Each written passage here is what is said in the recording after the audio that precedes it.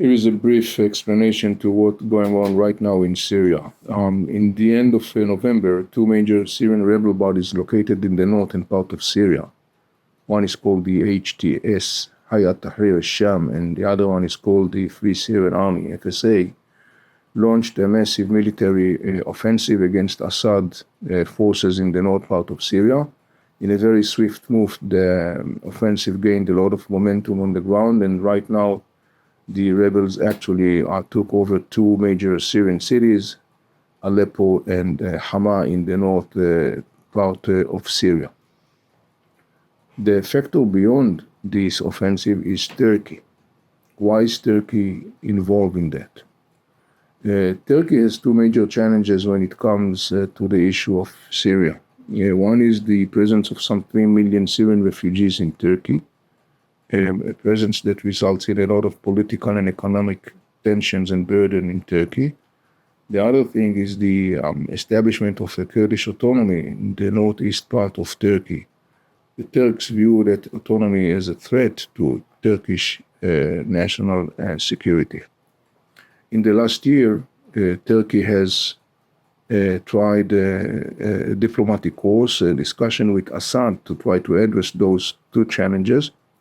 Assad basically did not want to play ball, sort of speaking. He argued that first Turkey has to end its presence in the northern part of Syria, because Turkey practically de facto on the ground created some sort of a Turkish protectorate in some parts of north and northwest part of Syria. And so there has been this cul-de-sac, sort of speaking, and with the absence of diplomatic momentum to address the issue, Turkey have chosen to initiate this offensive. The question, of course, why now, and what has Turkey to do with these two major rebel bodies that I mentioned before, HTS and the Free Syrian Army? Let's look a little bit closer at the two major Syrian rebel frames that are now involved in the offensive in the north part of Syria. One is the HTS, Arabic Hayat Tahrir al-Sham. Sham is the name of the area that used to be known back then as the whole area geographically, including what is today Syria and Iraq and Jordan and Lebanon. Hayat Tahrir al-Sham originally is rooted in Islamic globalist jihadist organizations such as Al-Qaeda and later on ISIS. However, in course of time, Hayat Tahrir al-Sham went through a very interesting change. It used to be known back then by the name of Jabhat al-Nusra, the Front of Support, and then it changed into Hayat Tahrir al-Sham, which means, roughly speaking, the Authority for Liberation of Sham, if you want to translate that. And as part of the transformation within that organization, its leader, Abu Muhammad al-Julani, actually detached to a large extent the organization from its original jihadist Al-Qaeda/ISIS style affiliation, and basically more and more turned into emphasizing its identity as an Islamic Syrian group. That process for itself was involved with an inner power struggle within HTS. Some people split from the organization. They didn't like the change of the image and direction of the group, but the bottom line is that Abu Muhammad al-Julani was able to actually take control and dictate the direction as he envisioned. HTS, mostly located in the northwest part of Syria, its power base is in the city of Idlib, and in parallel, it also operates a civil administration or a sort of a civil government to run everyday life affairs of the people in the areas that are controlled by the HTS. HTS runs a complex relationship with Turkey, and there are lulls of both tensions and cooperation between the two. But one of the significant things is the aspect of sort of military cooperation that exists between the two factors, which is of course very relevant in the context of the offensive that we see right now in the north part of Syria, of which HTS is a major factor leading that offensive under the name of the Joint Operation Command Room, meaning the major offensive that HTS leads actually include another couple of different rebel groups that are operating together under the same roof, but the major body is the HTS. Another factor that I mentioned earlier that is involved in the offensive in Syria is another major rebel body called the FSA, the Free Syrian Army. This is a body that goes back to the very early days of the revolution or the beginning of the war in Syria in 2011. Actually, it's kind of like started more in the south part of Syria, was based upon defectors from the Syrian army. And at least in the first phase of the war in Syria, it has been the major rebel body. But then in course of time, what happened was that more and more Islamic affiliated groups has been taken over, control the course of the war in Syria. FSA has been, in course of time, based more and more in the northern part of Syria and became totally a Turkish proxy, massively armed, guided, supported by Turkey, and became very relevant and significant tool in the service of Turkey. So these are the two major bodies operating right now in this reignition of war in Syria.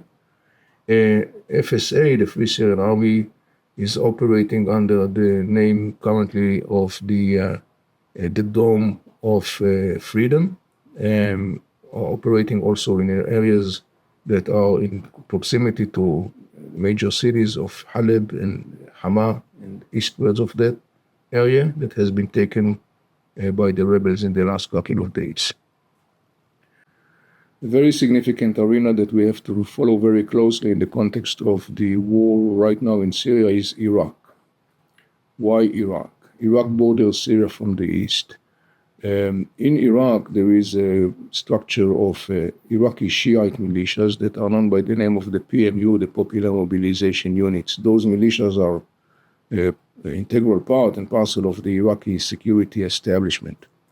However, among that structure of the PMU, there are Iraqi Shiite militias that, though they are armed and they get their salary from the Iraqi government, they are actually tuned to the orders of the Iranian regime. In addition, those militias also have political parties that are today part of the Iraqi government. In other words, Iran has a lot of control on Iraq.